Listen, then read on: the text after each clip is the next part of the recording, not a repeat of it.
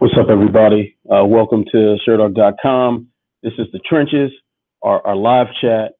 So we're having some technical problems right now. Jason Burgos, who was attending the 229 press conference live in New York, he is unable to get a good signal right now. So we're going to have to do an audible right now. So we're trying to work out some tech stuff, but I didn't want to keep anybody waiting any longer. So we got some fun stuff to talk about. It was a interesting press conference, to say the least. Not quite sure what to make of it. It was really something else to have Conor McGregor and Khabib Nurmagomedov in front of one another, and all this hoopla and all this all the drama behind the fight, behind their rivalry and whatnot, and to not have any single anybody representing fandom. You know, of course, I'm sure there were some journalists there that are fans, but of course, you know, everybody's being professional. So you didn't hear laughter. You didn't hear people kind of going off and feeding into the energy. And that was kind of strange for me. That was very strange to watch, to see that. And I got to give Conor credit. He did his absolute best. He did his best to bring the energy. And I think once we got used to that awkward silence, I think he brought it. But still, you got to think this isn't exactly the best move by the UFC to have a press conference for such a big fight and to not have fans there. I mean, of course, regulate it. Of course, make sure that there's not going to be any sort of incidents like there was for Brooklyn. You know, definitely want to make sure about that. But you don't want to just ignore the fact that this is a fan built sport. And Conor made his feelings very, very clear, to say the least, very clear. And yeah, I'm really not sure what to say. I mean, there's a lot to unpack there. There were a lot of things that seemed strange, that seemed I don't know. It was a Conor press conference. What else can you say? So everything is open. You can go ahead and send some questions via the forum. You can send some questions on YouTube chat. If you can, tweet me at @WalkerMMA also, and I'll take on some of your questions, and we can kind of get this started. Once again, apologize for the late start. All right, so let's see what we got question-wise. And also, I think this would be a good time, too, where I can address some questions that were not covered in the thread that went up yesterday for the my Ask Ant column. So let's go ahead and do that here.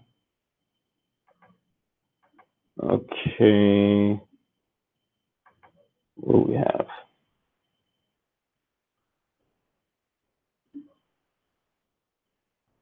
All right, so let's start with the poll that we have on the forum right now. So far, it's a pretty even split between people who think that Conor's going to win and people who see Khabib as a winner.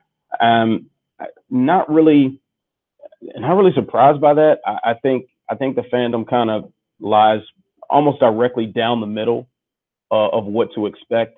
I mean, when you talk about a classic striker versus grappler thing, you know, this is such a 2004 era conversation to have in MMA, but it's definitely relevant here. You got a guy who puts people out very consistently, who just had a boxing match with probably the best boxer that we've seen in this generation, against a guy who has at times really rudimentary striking, but he has this just unworldly skill in grappling. And no matter how skilled of a striker you put in front of him, he's always been able to get a guy to the ground and essentially have his way with him, as his undefeated record would show.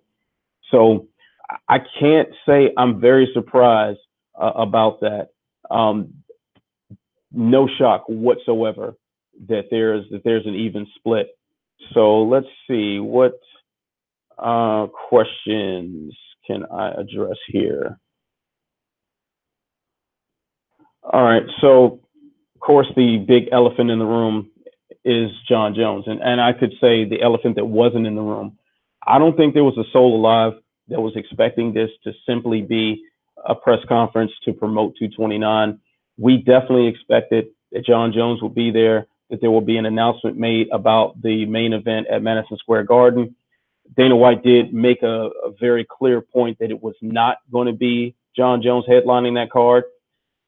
Verdict is still out on that. I mean, we've seen him misdirect and blatantly lie many times before. I don't see why this would be any different. But we had a lot of questions about Jon Jones. So let's see. I'm sorry, I'm losing my place on this page here. All right. So we did have a question from ABG from the forum. And he asked, is Jon Jones the greatest to ever do it? Simple answer, yes.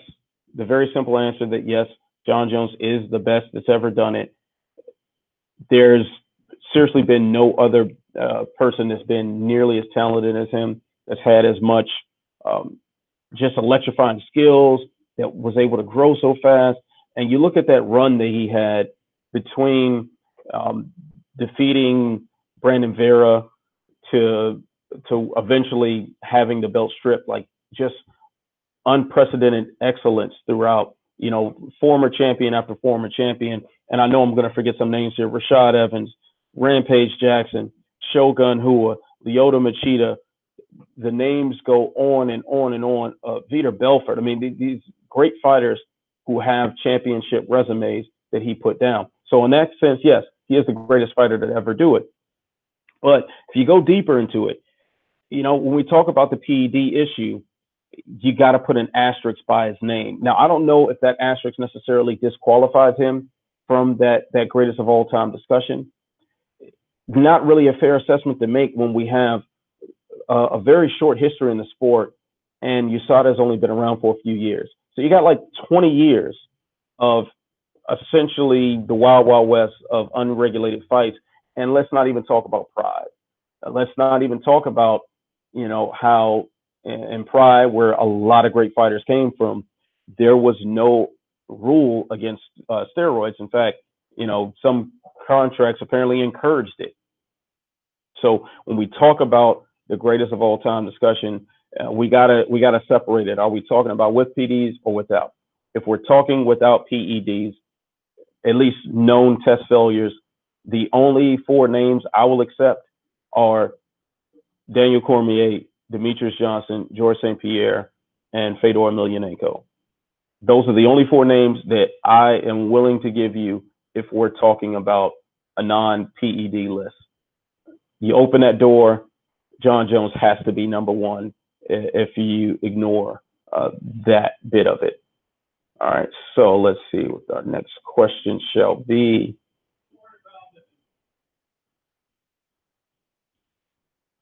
All right.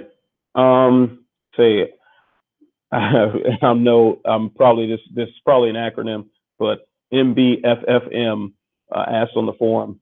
By now, most of the fighters have been specialized on one combat system, like Muay Thai wrestling, before transitioning to MMA. But in fact, today's MMA gyms gain more and more popularity. Do you believe that following generations will just train MMA, being successful as today's champs with specialized backgrounds? It's an interesting question. There's always this talk of the new generation. I think Rory McDonald was probably the first of the guys that I can think of off the top of my head who started in MMA and weren't transitioning from high school wrestling or jiu-jitsu or kickboxing and whatnot. So in that sense, yes, you see how complete of a fighter Rory McDonald is, and you can't really pick out any real weaknesses with his strategic game or any glaring holes in his skills that can be exploited. So yeah, and in that sense, yeah, those guys are going to be something else as this generation, as the newer generation, the generation after Rory McDonald comes up. You look at the guys like Aaron Pico, Granted, yes, he has a decorated boxing and wrestling background, but it's boxing and wrestling. It is a mixed style background that he has, and you see what he's able to do. Granted, he's been given some good opposition since he dropped his first fight, but there's a method to the madness there. You're building up a guy, and he has been able to showcase himself in a variety of different ways because his skill set is coming from a variety of different places. What I find really interesting is what's going to happen to the specialized sports when MMA training becomes more of the norm. That's what I think is going to be more interesting. So, say what you will about Conor versus Floyd or Ray Mercer and Tim Sylvia or any other of the boxing MMA crossovers, but when you're talking about skill, yes, of course, the MMA fighter is going to lose to the boxer in a boxing match, but the MMA fighter has boxing skills. Now, what that translates to, in my mind, in the future, the possibility that if, specialized skill gyms, boxing and jiu-jitsu, whatever, become kind of a boutique thing and they become kind of phased out as MMA gyms are more the norm, you might find the guys that excel in these specialized disciplines originally started with MMA. That is very possible. You take a guy who walked into an MMA gym as a kid, but for some reason the grappling just didn't quite meld with him, whether it be something about his body type or just the way his mind works, whatever the case might be. For some reason, jiu-jitsu and wrestling just didn't quite fit this guy's mentality or his physique or whatever, but he really liked the stand-up. So, hey, he sticks with the stand-up. So he tries his best to get better at the stand-up. I think that is something that we could definitely see in the near future. Good question. Good question. All right, let's see what else we got.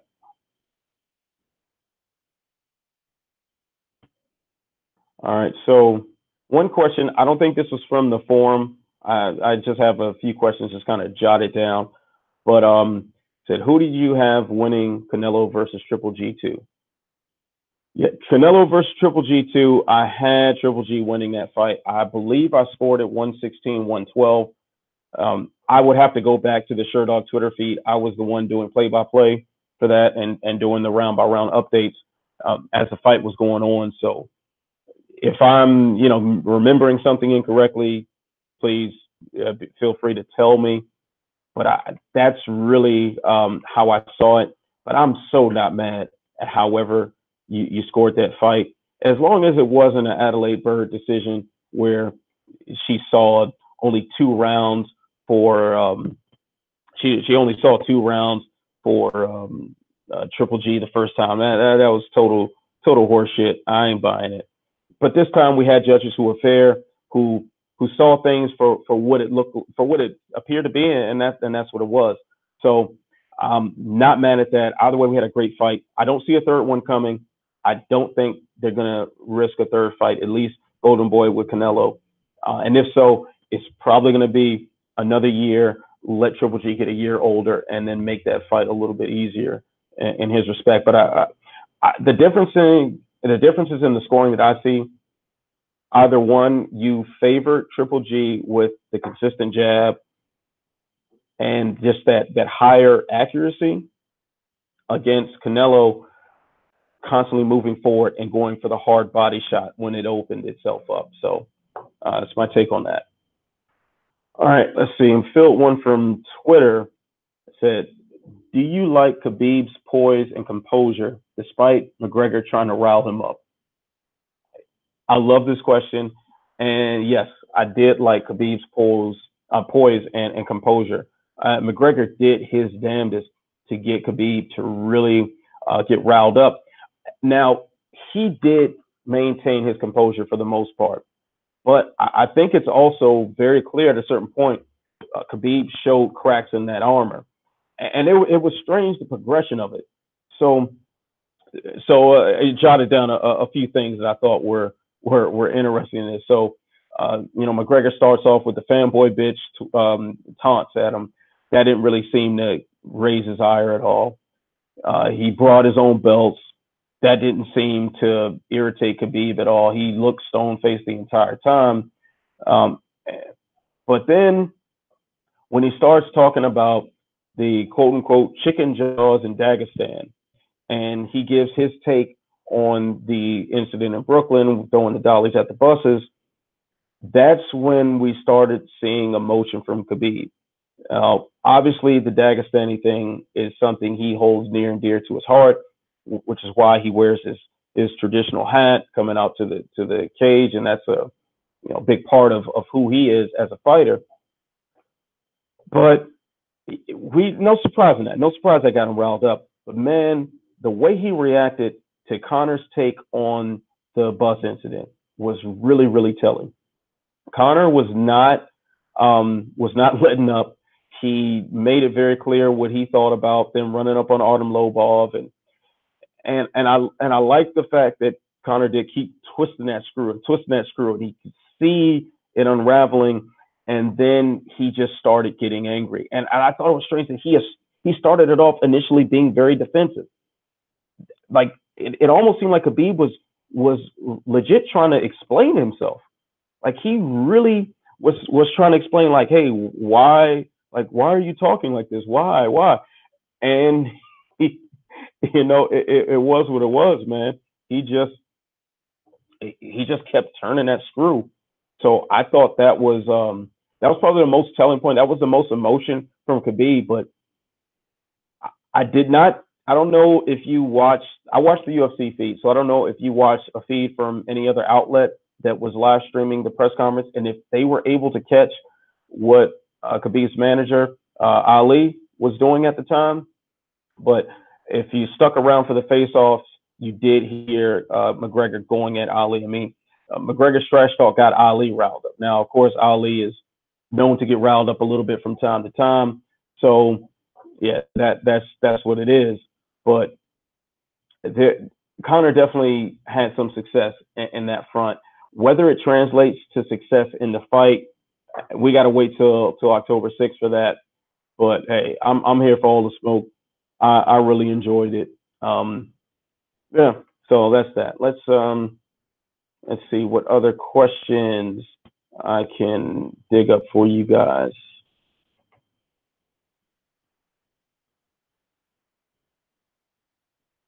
Oh yeah, someone on also on the forum says someone at the press conference appeared emotional, unstable, insecure, and overcompensating. Someone else seemed totally unfazed. so, so yeah, good observation. But I think there's more than that than what initially it started as. I think it evolved as it went on, and as it evolved, I think Conor did express real control over the emotional arcs for that presser. But I mean, while we're talking about Conor, the man had his proper 12 whiskey sitting, live and center right in front of him, in between the championship belts. He also had the small bottle in his breast pocket. And Proper 12 is an official sponsor of UFC 229. Can you remember the days when there was going to be no co-promotion? When the UFC pretty much, gave Fedor Emelianenko the middle finger and said, hey, N1 will not have a part in this. N1's logo will not be anywhere. Can you remember a time just a few years ago when, the sponsorship tax became a thing? The UFC kept pushing all these sponsors out. They kept banning sponsors. Then eventually, of course, Reebok. And, now it's only Reebok and Monster that you'll ever see on a fighter's trunks. And, of course, Monster was only for the special guys. Well, as I've said many times on Sherdog Radio Network, as I've said many times on Twitter and whatever other chance anybody has been willing to listen to any of my rantings and ravings as a lunatic, Conor McGregor is an agent of change. Okay. There is literally nothing typical about anything he's done. So I am not surprised in the least bit that Proper 12 is a sponsor of this entire event. I'm sure it'll make his way on the logo of his trunks. Not sure if any other fighter will sport that logo. I'm pretty sure there'll be 3 other gentlemen who would very, very rudely decline that offer. that happen to be in the main and co-main event. So expect those three guys not to sport that same logo, but maybe someone else does. Maybe someone else says, I didn't look at the whole card, like right off the back right now. So off the top of my head, I can't tell you if anyone from Conor's team is on this card, but if so, I'd expect them to have that logo as well.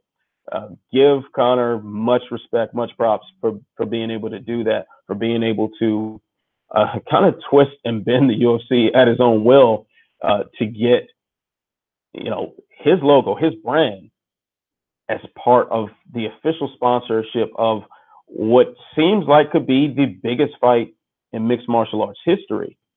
We were just griping not that long ago about how we can't believe that the promotion hasn't really started, and you've seen a few commercials, but we haven't seen a world tour. We didn't see all these things that helped build up McGregor in, say, the Aldo fight. We didn't see them jaw jacket each other at that announcement at the 227 press conference either. So we haven't seen a whole lot of stuff between them other than the unsanctioned fight that took place at the bottom of the arena in Brooklyn. So to go from that to now, the press conference had literally hundreds of thousands of people waiting for it to start.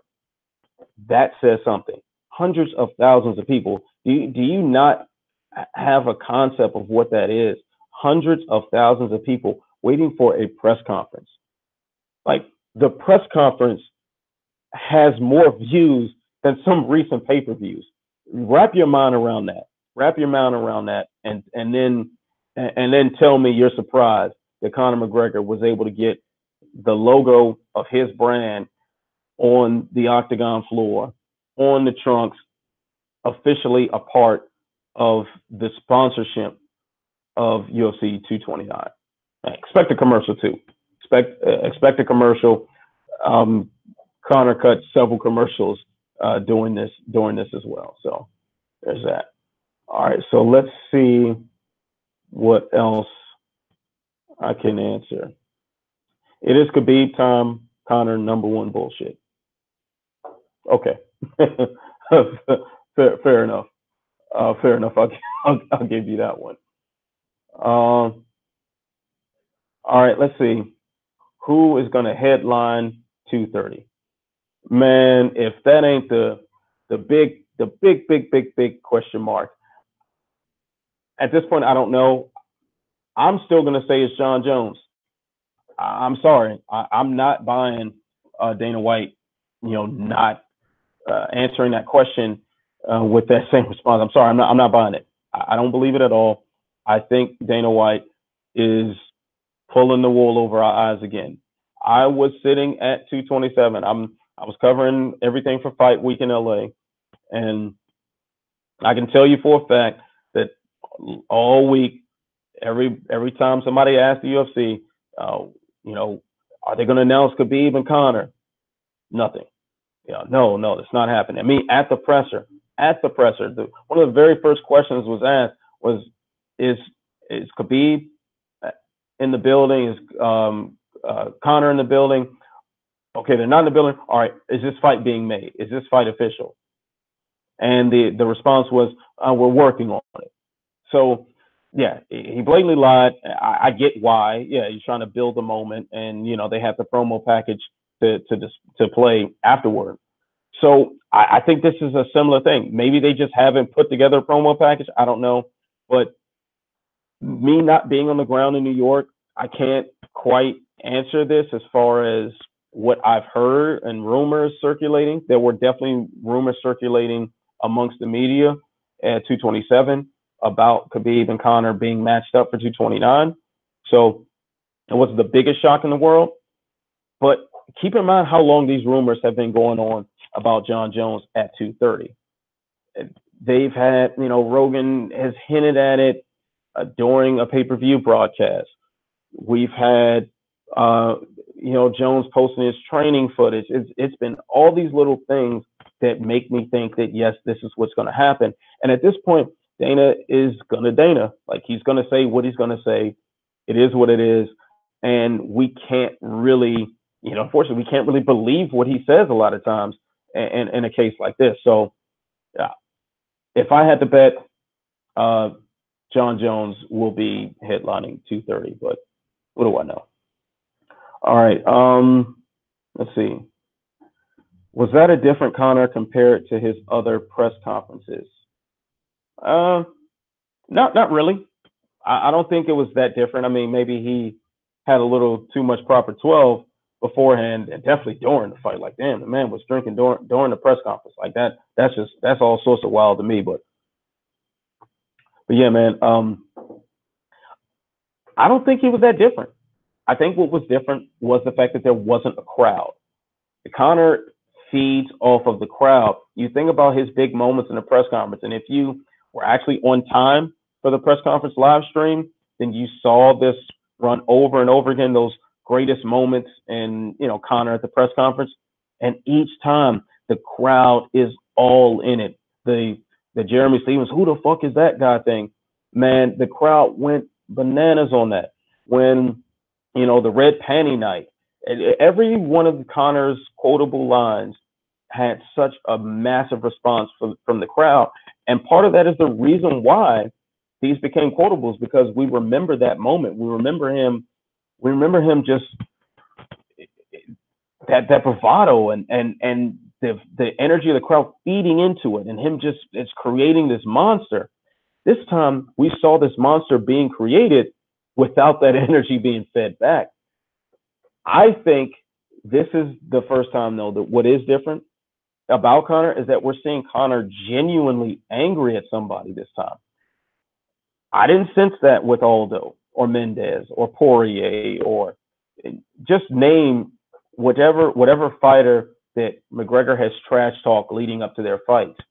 Even Nate, I don't even think he really has any real disdain for Nate Diaz. I think they have a begrudging respect for one another from everything I can gather. But dude, he was mad. Like, he was genuinely angry. It didn't stop his one-liners. It didn't stop the bravado and him, playing up to the audience in front of him, even if that audience was a non-responsive media. Which, by the way, I'm sure there's a few of y'all that were holding your chuckles and your smiles. I'm certain of that, because how do you not get a kick out of what was going on if you're sitting in front of it? But anyway, yeah, man, I think Conor was genuinely angry. I mean, the whole Artem Lobov thing, Khabib's guys rushing Artem at the Fighter Hotel for 223. Obviously, he got pissed off. Obviously, if the man hopped in private jet and brought 30 of his closest friends in all black and hoodies to go see what it was with Khabib and his team, and led to throwing dollies and breaking windows and shattering glass, and and actually trying to instigate a real life fight that has criminal charges and felonies and and lawsuits potentially attached to it. That's anger, and that anger didn't die down. I mean, Conor has been pretty notorious for his no pun there, but he's been pretty notorious for his like devotion to his team. He's stuck with the same coaches his whole career. He's shouted out Artem Lobov every chance he's gotten, and Paddy O'Houlihan, and he's been riding for his guys so much. I mean, we saw him damn near fight the ref at the Bellator event because he jumped in the cage and wanted to hug him and all. So Conor has these extreme reactions to anything involving people that he cares about. So yeah, he's keeping that same energy, except now, they have a date, they have a time and place to settle it. And he's got a massive payday and a great proper 12 commercial on the line. So, got to keep that in check as that builds up. All right, let's see. We got anything else? Oh, it's a good one right here. Should talks of politics be out of the fight? Hmm. I can't give a simple answer to this. I can't, and partly because of my track record. For any of you who have followed along my columns or listened to me uh, back in the SRN days, I take a pretty consistent line about certain social and political issues. But I don't want to get into my personal politics so much on this forum. But I do want to say that yes, there is a time and place for politics, and like it or not, sports is one of them.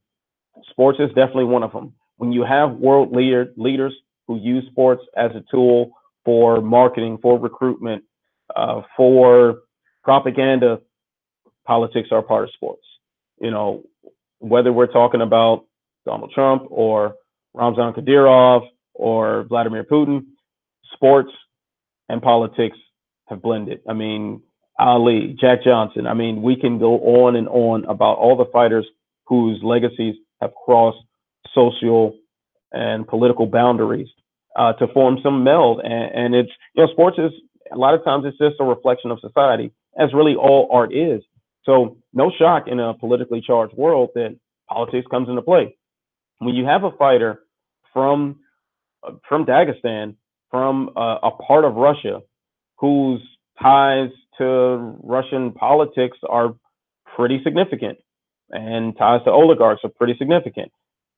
You have his manager who has ties to other figures involved in politics and the criminal world and whatnot. You've got a lot of things that you just can't ignore. You can't. I think it's irresponsible to ignore them. Um, like, how could you? I mean, granted, yes, when we watch the fight, when I'm watching the fight, I'm not thinking about this fighter's ties to Kadyrov. I'm not thinking about, who stood for the anthem. I'm not thinking about any of that stuff while I'm actually watching the contest as it's going on. But expect it to be part of the buildup. Expect it. Controversy sells. There's no stone going to be unturned when you're trying to sell a fight, when you're trying to sell controversy. You know, like for instance, we're going to visit this road very, very soon. When Tyron Woodley and Colby Covington get officially booked, we are definitely going to revisit this road. And it's going to get ugly. It's going to get ugly. You're going to learn a lot about the man standing next to you. And, how you handle that is how you handle that. But what I would like to think is that when it comes time, when that bell rings, okay, we're fighters, we're fans, we're journalists, you know, we're not politicians at that moment. Outside the fight, when that bell has not been rung, and I don't mean, I'm not talking about the anthem before the game. I'm not talking about that because that's not the game. Once the kickoff, the tip off, the bell rings, whatever the case may be, the moment you say action, okay, now we can take politics out of it, and now we can just watch the sport for what it is. But any other time, I'm all for that, and I think it's irresponsible to not pay it any mind, to just pretend like it didn't happen. All right, let's see. I touched on this earlier, but hey, more than happy to touch on it again. Did you see how calm Khabib was? Yes, I did see how calm Khabib was for a little while. He was calm. He was very calm, stoic, even forcefully calm, if you want to put it that way. But it didn't last forever. Certain things got to him, and here's a disadvantage for being so incredibly stoic and so unexpressive, that when something happens that you have to express, even if it's a minor expression, it's going to seem really, really, really big compared to when you didn't express anything at all. So to go from Khabib sitting like this at the presser the whole time, not saying anything, unless reporter asks him a question. Yeah, he's calm. But the moment that screw started getting turned, the moment you start talking about the bus, the moment you start talking about the the chicken chin Dagestanis and whatever, and then how his people were kicked out of their land or whatever else Conor was saying. Forgive me for not brushing up on my Russian history before starting this. I didn't think we'd go into actual, history ahead of the press conference, but what are you going to do? I'll brush up before fight week. But anyway, you saw that crack. You saw the reaction, and then by the time it was over, he was, went from being defensive to being just straight angry. And Ali was angry, and Conor was just riled up, and Conor gonna Conor. He's just doing what he does. So that, I think, is my feelings on that one. Let's see. All right. Who do you think will be hurt from the press conference? Nobody. I don't really. Oh, mentally hurt. Okay, thanks for clearing that one up. Mentally hurt from the press conference. I don't think anybody necessarily hurt. Hurt might be the wrong word. Maybe I'm reading that too literally.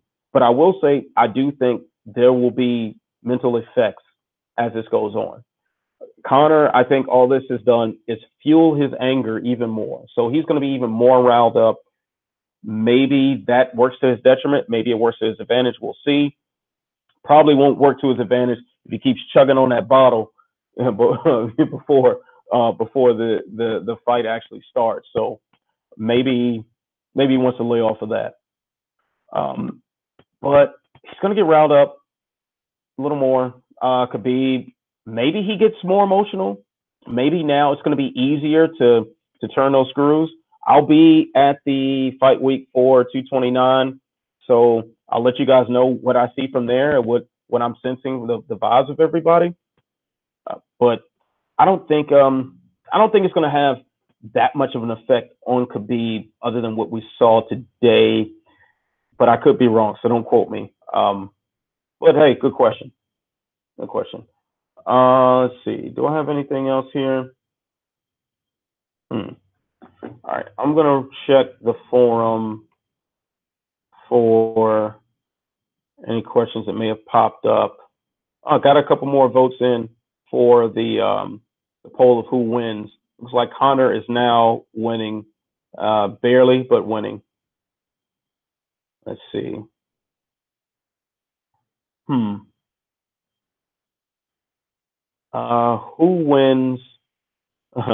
First, I got to start off. Enough with Conor Khabib. So, sorry. And he did. You sent this like 12 minutes ago, so my bad, bro. But who wins the Pettis versus Ferguson and Poirier versus Diaz fights? Oh man. All right, gun to my head, I'm gonna go Poirier for the Diaz fight.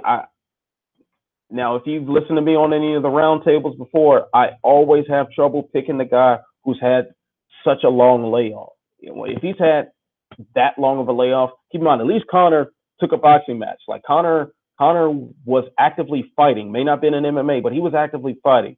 He's seen competition, and he was in there with one of the best that's ever done it. So that kind of is an exception to the rule. But Nate hasn't fought since 202, man. He hasn't fought since 202. And that was a long time ago. And Poirier has been smashing people since.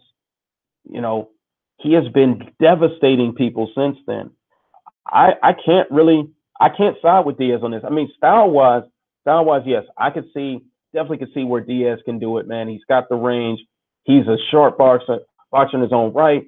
Of course, if the fight goes to the ground, I favor him in the scrambles, and his submission game is top-notch. But the man hasn't been in there for a couple of years now, 2.5, 3 years or whatever it's been.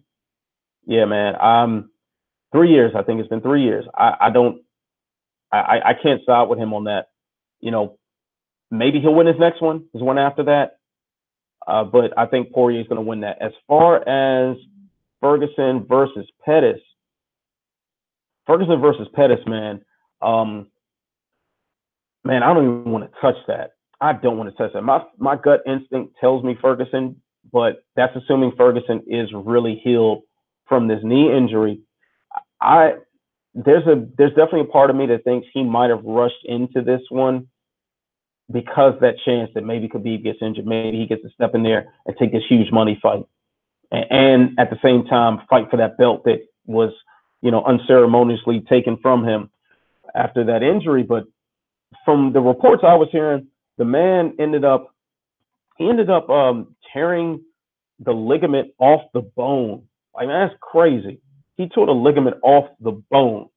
And now I am from the DC area, DC guy, DC, PG County, all that through and through.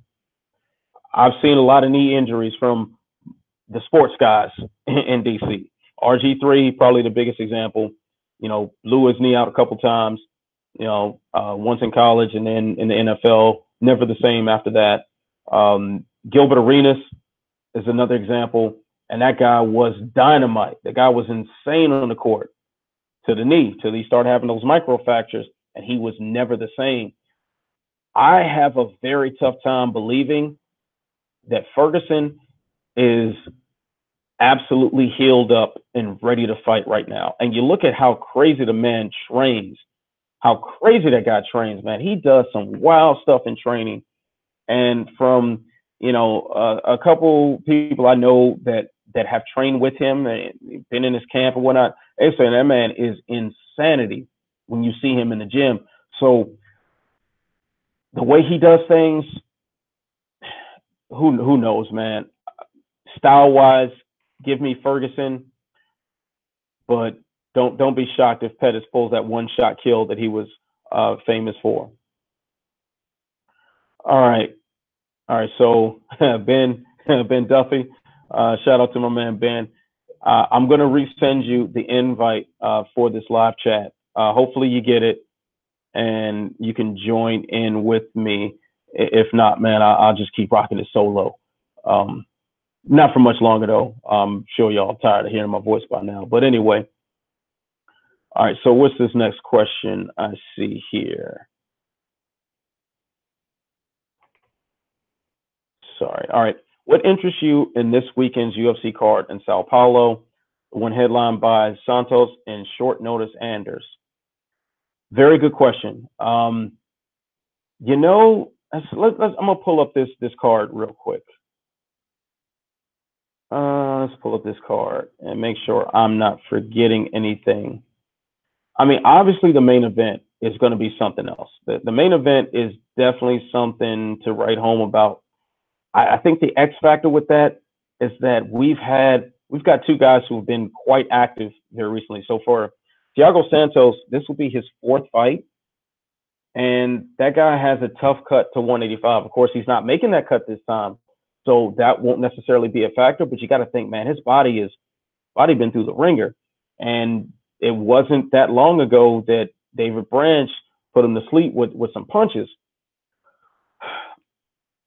So Eric Anders, on the other hand, is such a raw prospect. He certainly will have the athletic advantage, without question. Eric Anders is an elite level athlete, but he also just had a very, very tough fight against Tim Williams just a couple of weeks ago. So in that respect, I don't know. I genuinely don't know, man. I want to side with Santos because he has the skill set. He's definitely the more skilled fighter. He's more experienced. You've seen him fight his way through tough situations. I mean, Kevin Holland gave him some business. He gave him some good work, and Santos was able to get over that and get the win initially. And that's very important to have that veteran savvy, to have that experience and go through tough times. I wonder how much Eric Anders has grown from his last fight, because he definitely saw some adversity. He looked kind of listless for it to start. Not sure if he was coming in injured or something. Then again, I kind of doubt it if he's so ready to fight now. But Eric Anders can out-athlete him, but I don't think it's going to be enough, man. I don't. Once again, that X factor is, what do these guys look like after very active schedules, after very short turnarounds? But I'll take Santos in that one. Let's see. Look at the rest of the card here.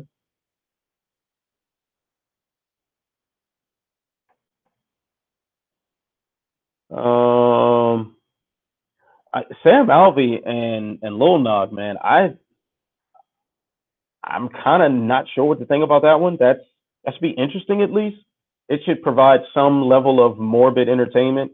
Sam Alvey is the guy who definitely has some heavy hands, but at the same time is has he's seen the bad end of some very hard shots in the past.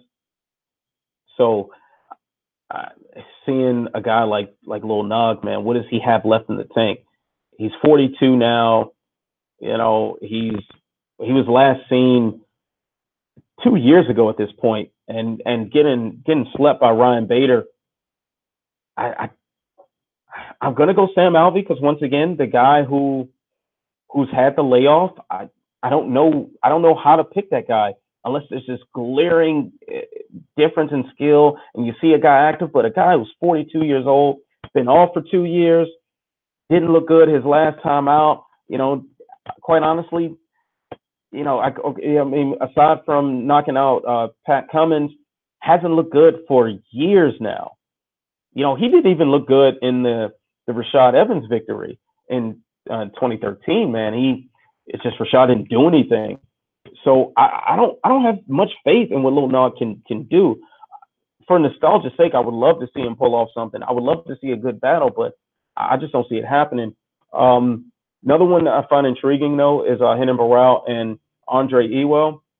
I wrote a profile about Andre Ewell, and I definitely think, man, he personality wise, he's somebody to pay attention to. He's a guy who's a very, very entertaining guy. I think if he gets the win, which he is a very rangy dude for that weight class, he's got a boxing background. Renan Barão is not the Renan Barão of old, at least since we last seen him. So the door is open. I mean, to get a UFC debut on the main card in Brazil against a former Brazilian champion, that is a tough ask. So if the cage jitters don't get to him and he can employ the game plan that he likely has and has been preparing for and use his strengths, I think he might shock some people. Even if he doesn't win, I think he could shock some people. And it would be good for the UFC if this guy were to get a win, to do something exciting, because trust me, that might get in his hands. You'll want to know more about Ewell. Let's see. Let's see. Another matchup I find interesting: Thales Leites and Hector Lombard. I'm kind of curious as to what that's going to look like. Two very, very well accomplished grapplers. I'm going to side with Thales Leites there. He's definitely the bigger man at 185. Hector Lombard has definitely not been the killer that he used to be, and you can blame that on a variety of different reasons that I will not throw out there right now. But should be interesting if their grappling styles can turn into something. If this turns into an actual good contest, Sergio Moraes and Ben Saunders should be fun. That should be really, really fun.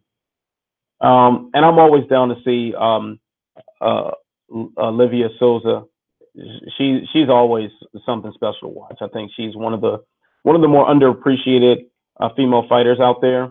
I definitely looking forward to watching her again. She's the real deal. All right, so I'll do one last sweep. I'll see if there are any other questions that we can address, so you guys can stop hearing my damn voice and go on about your day. All right, I think that'll wrap it up. So, all right, guys, I definitely appreciate everyone who's tuned in, everybody for dropping their questions. We want to make this a regular thing. So tell your friends, like and subscribe to the Sherdog video, Sherdog YouTube page. We haven't used it much in the past, but we're going to get that thing going for you, give you guys some good content. So we want to make this live chats a regular thing. Get your instant reactions to some of these press conferences, to some of these big fights. So we got some things brewing. So stay tuned. You can follow me on Twitter at Ant Walker MMA. That's Ant Walker MMA. That's my Instagram also. I don't really use it, but if you need a personal trainer in LA, I'll let you, man. Other than that, definitely appreciate you guys tuning in. So till next time, stay sexy, y'all. Peace.